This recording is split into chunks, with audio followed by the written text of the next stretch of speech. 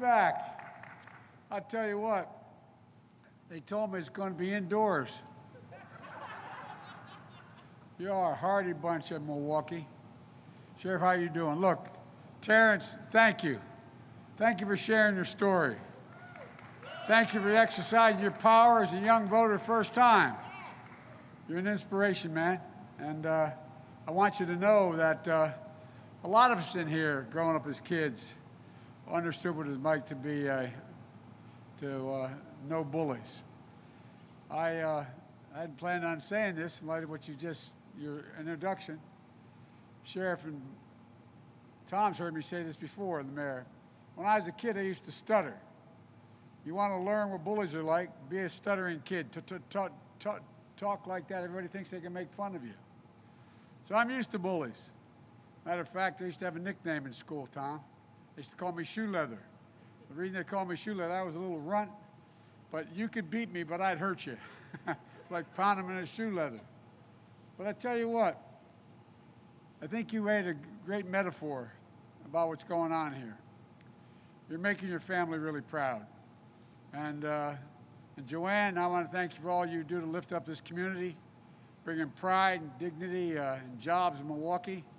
My dad used to have an expression. He lost his job in Scranton, Pennsylvania when I was a kid. And he took us to my grandpops, my mom's dad. My grandmom was passed. And so we said, you're going to live here for about a year. I'm going to commute every day from Scranton, Pennsylvania down to Wilmington, Delaware, where there's jobs, Joey. And when I get one, I'll be back for you and you, Mom, and your brother and your sister. My sister's with me today, too. Where's my sister, Valerie? She's my best friend in the world. Anyway, Val. And he said, it's only 157 miles away, Wilmington, Delaware. He'd come home every weekend. And when we got down to Wilmington and he finally got a job that we could bring us down and be able to rent an apartment, he used to always have an expression, Sheriff. He'd say, you know, Joey, a job's about a lot more than a paycheck. It's about your dignity. It's about respect. It's about your place in the community. It's about being able to look your kid in the eye and say, honey, it's going to be okay. It's going to be okay. As Gwen knows, there's not an awful lot of people out there right now, a lot of hardworking people who can't say it's going to be okay. They're in trouble. Statistics show, for example, that over 50% of the American people, I think actually it's 49% to be precise, got a bill for $400 in 1 month they didn't anticipate. They'd have to borrow the money or sell something. So a lot of people are still hurting. And Gwen, let's send her back, because I tell you what, she is a voice for Milwaukee, a voice for the country. And I'm sure glad you're on my side, kid. I'm sure glad you're on my side, because I'm on yours. And I want to thank you all for welcoming me today. And Tom, you've been a good friend for a long time. Thank you, pal. Tom endorsed me when they said, Joe, who's running for what? Anyway, but thank you, Tom. And Sheriff Lucas, and Sheriff Mahoney, and Ambassador Joan Prince, I want to thank you all for being here. There you are. Okay. And look, it's great to be back with you. Folks, there's only 4 days left. Millions of Americans have already voted. They tell me now it's up to about 85 million Americans have already voted. And millions more are going to vote before this election is over. And I believe when you use your power, the power to vote, you can change the course of the country and, quite frankly, right now, the course of the world, because it's leaderless now. And we're going to start right here in Wisconsin. Tom remembers I came up here campaigning for Hillary. And for a whole lot of reasons, not all which were her fault, we ended up not taking it as seriously. We thought it was different. I've been here a lot. And by the way, when I get elected, if I get elected, I'm coming back, Tom. Look, in these final days, we got to keep our sense of empowerment here, a sense of optimism, what we can do together. But I know it's hard. More than 225,000 people, I think it's 229 as I speak, have already lost their lives to COVID-19. 2,000 here in Wisconsin, 600 here in Milwaukee County. Each one memorialized by an empty chair this morning at breakfast or tonight at dinner, an empty chair at MacArthur Square. And now folks are getting hit by a new big wave of infections across the country. This week, Wisconsin, like other states, set a new record for daily cases. Hospitals are running short on beds. Just had to open a field hospital. That's what we're facing. We've now hit 9 million cases in the United States of America. We make up 4% of the world's population. We have 20% of the world's deaths. 9 million new cases nationwide. Another tragic milestone. Millions of people out of work, on the edge, and they can't see the light. They're not sure how dark it's going to remain. Wisconsin is down 20,000 manufacturing jobs even since this pandemic began. And the thing that bothers me the most was a president who gave up. Over the weekend, his chief of staff said what we knew. Quote, "We're not going to control the pandemic," end of quote. We're not going to control the pandemic. Yet last week when I debated the president, he said, quote, "We're rounding the corner. It's going away. We're learning to live with it." You may remember what I said. It may have been viewed as harsh by some. I told him, we're not learning to live with it. You're asking us to learning to die with it, because people continue to die. It's estimated that over 200,000 more people will die between now and the end of the year by the leading experts who haven't been wrong yet. You know, did you hear what he said today? He said today at a rally that our doctors are the problem because they're putting their lives on the line, busting their necks. He said they're making up deaths from COVID-19 because they get more money. They're making up deaths. People aren't really dying from COVID, they're dying for other things, but they're saying it's COVID to make the numbers go up. My Lord. By the way, is Monica Wadley here? Monica is an ICU nurse. I spent some time with Monica on the phone and her 2 kids. And Monica told me what my son-in-law, who's a doc in Philly, told me when this all began. While we were waiting for PPP, the mask and the gowns and all the gear, so many docs, so many nurses, so many first responders, after they did their job, were afraid to go home because they'd taken the virus home to their children. Monica told me how her husband would wait in the garage so she could change and put on a bathrobe before she even went in the house and shower. So many people, over 1,000 Monicas, have given their lives trying to save their lives. And this guy says that they're raking it up because they want to make more money. Doctors and nurses go to work every single day. Donald Trump should stop attacking them and start doing his job. This is the same man who told us when he was told about 4 weeks ago, 3-4 weeks ago, that we were losing 1,000 lives a day. Remember what he said? He said, "It is what it is." Isn't that useful? It is what it is. Well, it is what it is because he is who he is. That's the problem. Donald Trump waved the white flag, surrendered to the virus. But the American people don't give up. We don't give in. Unlike Donald Trump, we're not going to surrender to this virus. We're simply not going to surrender. Look, I put in place a plan with this pandemic responsibly. I set it out back in May, and then again in June and in July. The way we can bring this country together around testing, tracing, masking. It's estimated by leading doctors in America that if we just wore these masks for the remainder of this calendar year, we could save up to another 100,000 lives. Dr. Fauci, who's been not treated very well by the president, who's been with 3 other presidents in the same role, one of the most respected guys in the world, he's called for a mask mandate. This isn't a political statement of us wearing these masks. For God's sake, it's a patriotic duty. The reason you're wearing the mask is not to save yourself, but to save your neighbor, the person across from you, the person who you're next to. But still, Donald Trump refuses to listen to the science. He's politicized the race for vaccine as well. Instead of planning for its safe, equitable, and free distribution, what's he doing?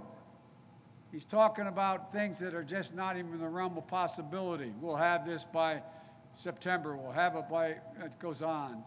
Look, folks, he refused to bring leaders, by the way, both parties together.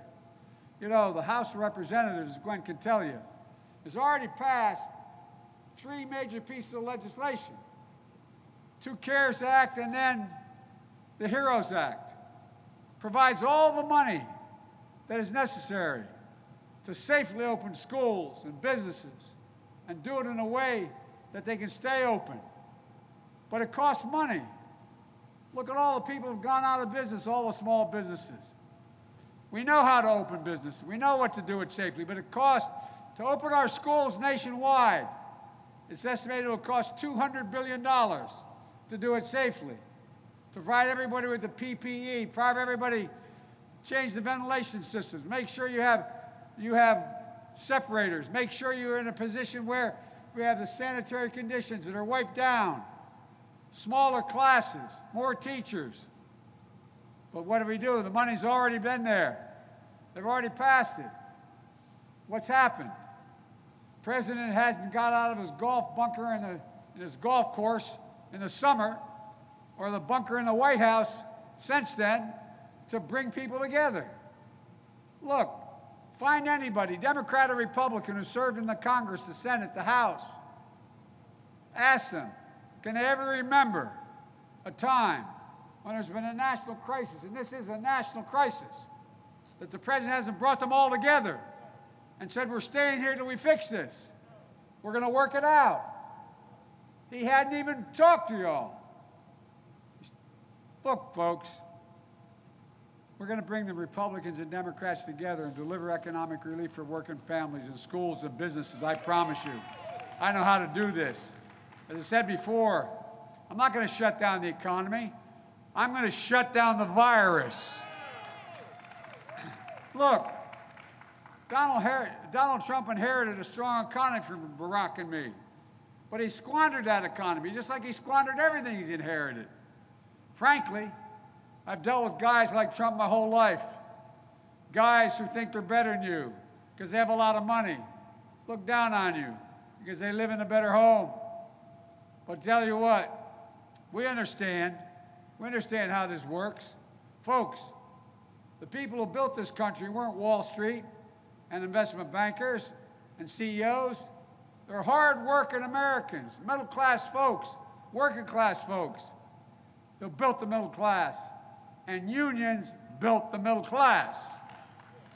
Look, we know, as Gwen said, we can build back better with an economy that rewards work, not wealth. Right now, it rewards wealth, not work. We can do it without raising taxes on any working person in the middle class. I give you my word as a Biden, if you make less than $400,000, if I'm elected president, you're not going to see a penny of your taxes go up. Not a penny. He keeps lying about my plan. But I tell you what, I'm going to ask the wealthiest Americans and the biggest corporations. By the way, 91 of the Fortune 500 companies pay no tax at all. Zero. Zero tax. And they make billions of dollars. Folks, it's about time people start paying their fair share. It's not a punishment. Pay your fair share. Why should a firefighter, why should a sheriff, why should a cop, why should an educator, why should a nurse pay a higher tax rate, which you do, than they pay?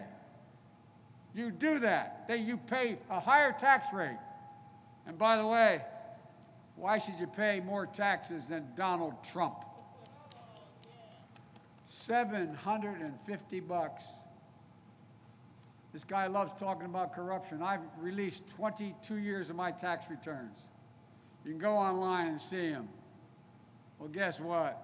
he hadn't released one single year of his tax returns. What the hell is he hiding? What's in there? You know, working families and middle-class people, you need help. They need help, particularly first-term home buyers. Being able to pay for health care premiums, child care, care for your aging loved ones. Just to get a new hot water heater. I don't know about you, but the kitchen tables I was raised around, you're sitting there and I can hear my dad now, well, we can't get those 4 new tires because you have to ride on those ball tires a little while longer until we get by next month. When that hot water heater goes out, what are we going to do? Who's going to tell her she can't go back to the community college because you don't have the money? They're the conversations taking place all across America today. And what's Trump trying to do? Raise your cost and standard of living. He's going to be in the Supreme Court. Even if we win, he'll still be in the Supreme Court in 9 days or 10 days, asking the Supreme Court with their new justice, who was put on the court for the purpose of destroying the Affordable Care Act, to rip it out root and branch, eliminate it all. If they get their way, 100 million Americans will lose protections for pre-existing conditions, including 2.5 million Wisconsinites. 2.5, so if you have diabetes, you've had cancer, you've had breast cancer, whatever it is, whatever your pre-existing condition, you won't be able to afford it because they can jack up the price beyond your capacity.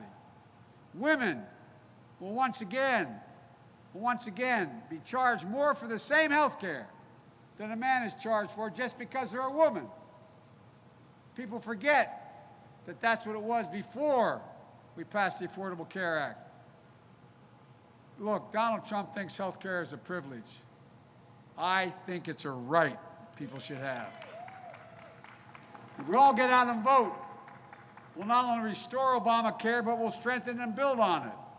So you can keep your private insurance, or you can choose a Medicare-like option that will add to Obamacare, which we wanted to do the first time, but couldn't get the votes. We'll increase subsidies to lower your premiums and deductibles, out-of-pocket spending, and surprise billings. And we will reduce the cost of prescriptions by 60%. I'm not making that up. That comes from saying we're going to insist, and we have the votes to do it in this next election, that Medicare can negotiate with the drug companies to say how much they're going to be willing to pay for whatever drug they have. Look, folks, we're going to make sure we keep the protections for people with pre-existing conditions. Meanwhile, Social Security, the actuary of Social Security has said, if Donald Trump gets reelected, he says he's going to change Social Security. Based on the change he wants to make, the actuary at Social Security said Social Security will be bankrupt by 2023. I'm not making this stuff up. It's real. Folks, I'm going to protect Social Security, Medicare, and Medicaid. And guess what? He's not going to be able to do it because we're going to win this election. Look, let's not forget how weak Donald Trump has been and chaotic. He talks about trade policy. My God, what a disaster he's been. Trump's trade policy has decimated, devastated the Wisconsin dairy industry. In 2017 to 2019, Wisconsin lost 15% of its dairy farms. And last year, Wisconsin lost more dairy farms than any state in the nation. Since the start of the trade war, Wisconsin has seen mass layoffs surge by 25%. And even before COVID hit, Wisconsin saw big declines in manufacturing jobs.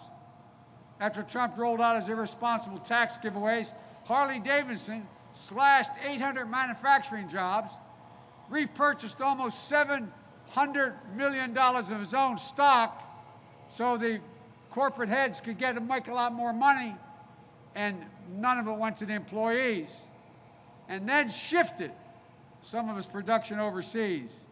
So much for helping. Look, my policies, right now, by the way, the deficit with China is higher than it was in our administration. Look, at the end of the Trump tax loopholes that incentivize companies to ship jobs overseas, these new laws that just got passed for real, adds 10%, I'm going to add a 10% surtax to any company that ships jobs overseas. And companies that invest in strengthening American manufacturing or bring jobs back home, I'm going to offer a 10% tax credit. And by the way, the President of the United States awards over $600 billion in contracts a year for our military, for all the things we build, federal buildings. Well, it's not a violation of any trade law. No one's done it, but I promise you I'm going to do it. Not a single solitary contract will be awarded unless all the products used by that contractor are made in America. All of them. Right here in America.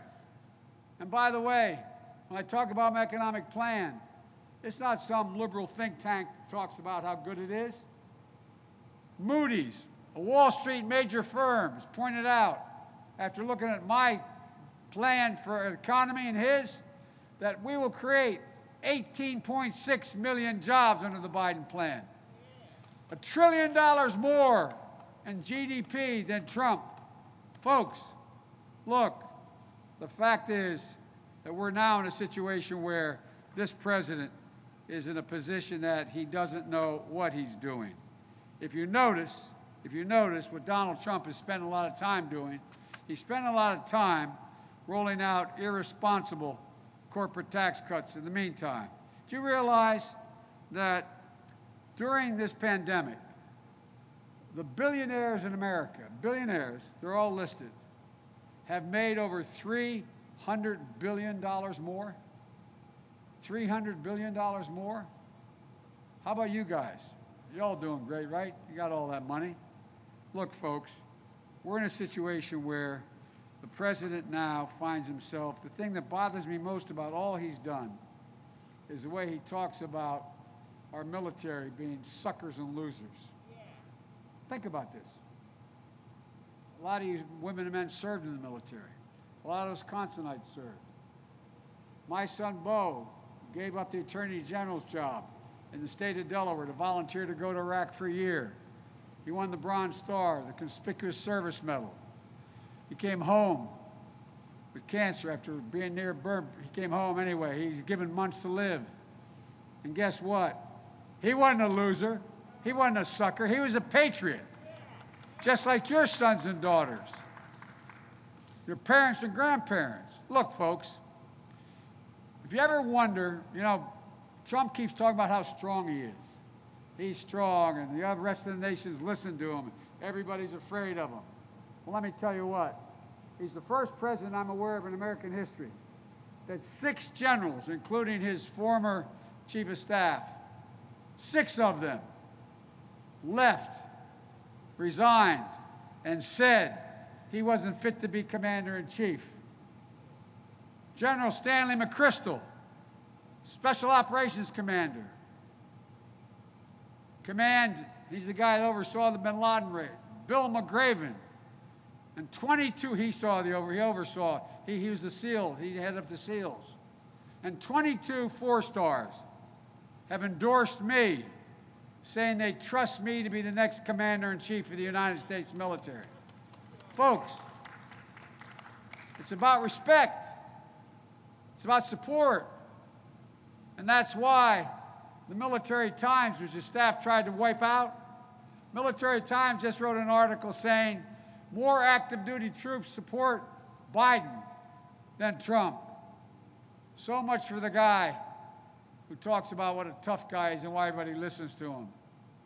Look, that's why we have to support the military, and we have to make sure we considerably invest more, which don't have to take the time to talk to you tonight about, but invest significantly more in dealing with the Veterans Administration.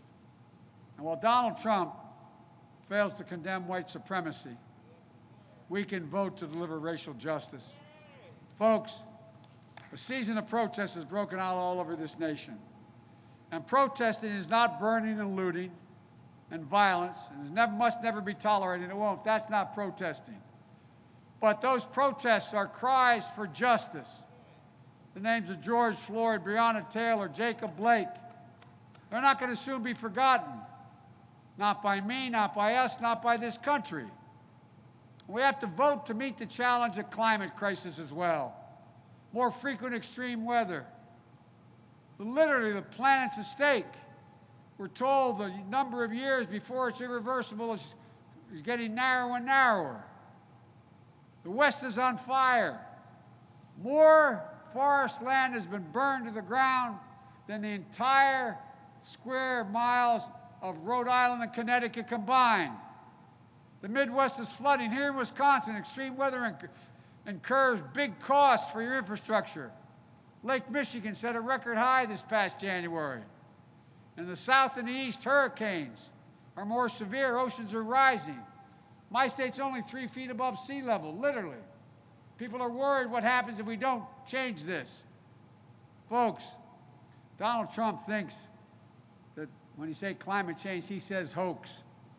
Well, this stable genius, as he calls himself, also thinks that wind power causes cancer. The way to stop hurricanes coming across the warm Atlantic from Africa is to maybe drop a nuclear bomb on them. The same stable genius said the problem we had in the Revolutionary War, we didn't have enough airports in the Revolutionary War. God save the, anyway. Look, when I hear climate change, I think the health of our children, the security of the planet, and I also think it creates jobs. Jobs here in Wisconsin, all across the country. Folks, combating climate change means saving the planet, protecting our health, and creating millions of good-paying jobs, union jobs, right here in Milwaukee and all across America. We can change the path we're on, but we have to act now because we can't afford 4 more years of Donald Trump. This election, I promise you, is going to hit, your grandkids are going to write about how it set the path for at least a generation here in America. You know, in 2008 and 2012, we came to you all, Barack and me, and we asked for your help. You helped us. And each day we were in office, we worked for you and the entire country. I'm going to do that again. My 2020 campaign is a broad coalition. We welcome Democrats and Republicans and independents. I'm running as a proud Democrat, but I'm going to govern as an American president. There will be no blue states or red states, just the United States. I'll work as hard for those who vote against me as those who voted for me, because that's what a president is supposed to do. The duty to care, the duty to care for everyone. Look, you too have a sacred duty to vote. It matters. Wisconsin matters. So if you haven't already, and most of you probably have, make a plan, vote. Get out to vote. If you've already voted, get your mom, dad, brother, sister, neighbor. Get them to vote. Go to iwillvote.com/WI. You've got to get it done to make sure everyone knows where to vote, when to vote. Look, a press article yesterday, speaking of Donald Trump, 2 days ago actually, said, and I quote, "Never before in modern presidential politics has a candidate been so reliant on wide-scale efforts to depress the vote as Donald Trump." So let's be careful here. Guess what? He's not going to be able to stop us. Not at all. As I said, he'll not silence the over 85 million people who have already voted. They've had enough. People are coming out in droves, waiting 3, 4, 5, 6 hours in other states just to vote. Let me conclude by saying I'll never forget the phrase used by President Kennedy when he decided to send us to the moon, get to the moon. He said, when asked why, he said, we refuse to postpone. We're the United States of America. We refuse to postpone the incredible opportunities available to the American people. I refuse to postpone the enormous possibilities we have. I've been around a while, but I've never been more optimistic about America's chances than I am today. I really mean it. There's nothing beyond our capacity. Nothing. There's no limit to what America can do. We're the only country in the history of the world that's come out of every crisis stronger than when we went in. The only thing that can tear America apart is America itself. And that's exactly what Donald Trump has been doing from the beginning of his campaign last time out. Dividing America, pitting Americans against one another based on race, gender, religion, national origin, ethnicity. It's wrong. That's not who we are. Everybody knows who Donald Trump is. Let's let them know who we are. Who we are in the last 4 days. We choose hope over fear, unity over division, science over fiction, and yes, truth over lies. So folks, it's time to stand up and take back our democracy. We can do this. We'll be better than we've been. We can be who we want to be at our best, the United States of America. I promise you, we can do this. You help me get there. I promise you I'll take responsibility. When I make a mistake, I'll acknowledge it, but I will take responsibility and I won't let you down. God bless you all, and may God protect our troops.